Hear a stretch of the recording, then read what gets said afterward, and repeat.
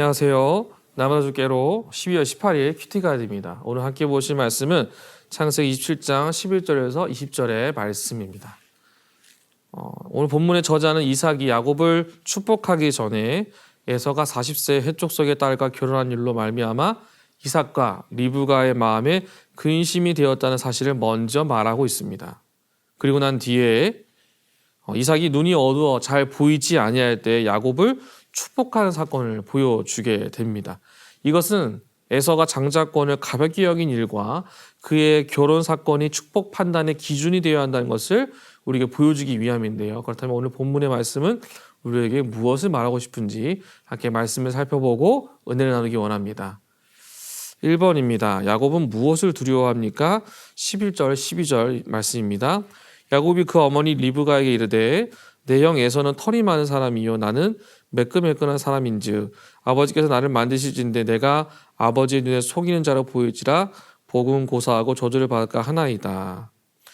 자, 이삭은 장자권을 무시하고 에서가 헷 족속의 딸들과 결혼한 일을 다 무시하고 자신이 좋아하는 에서에게 축복하기를 원했다는 것을 보게 됩니다.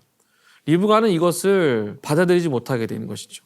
그래서 리브가는 이러한 이삭의 계획을 엿듣고 야곱으로 하여금 털이 많은 것처럼 에서처럼 변장을 시켜서 아버지에게 가서 그 축복을 받도록 유도하게 되는 것입니다.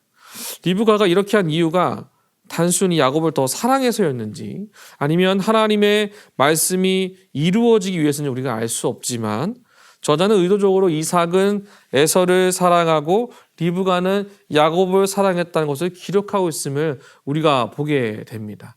이와 같은 역기능의 가정이 이 안에 있었다는 것을 보게 됐는데 그것이 중요한 것이 아니라 이 안에 하나님의 의도가 하나님의 인도하심이 숨겨져 있다는 것을 우리가 볼 수 있어야 한다는 것이죠.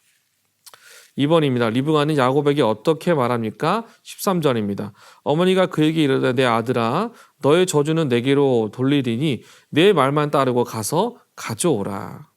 고대 근동에서는 저주가 신의 지원을 받으면 강력한 것이라고 간주가 되었던 시대였습니다.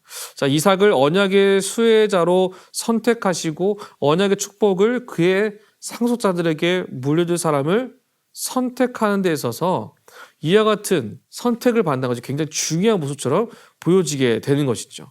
그래서 리브가는 어떠한 저주라도 내가 스스로 감당하겠으니 이 일을 반드시 완수할 것을 야곱에게 이야기를 하고 있습니다. 그런데 이 약속은 굉장히 많은 어려움과 심각한 문제를 만들어낸다는 것을 우리가 성경 통해서 보게 됩니다.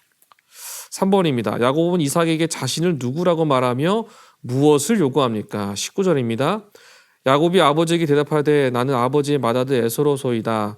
아버지께서 내게 명하신 대로 내가 하였사오니 원하건대 일어나 앉아서 내가 사냥한 고기를 잡수시고 아버지 마음껏 내게 축복하소서.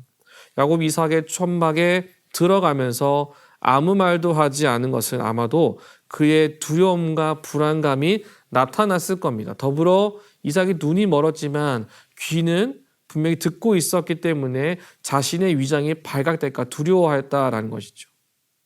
그만큼 야곱은 이삭에게 받기 위한 이 축복을 위해서 여러 가지 위험을 감당하게 되고 그것을 요구하는 과정 속에서 어떻게 하면 맏아들 에서처럼 보이게 될지를 잘 조리 있게 분명히 자기가 계획한 대로 만들어 가고 있다는 것을 오늘 19절에서 우리가 볼 수 있습니다.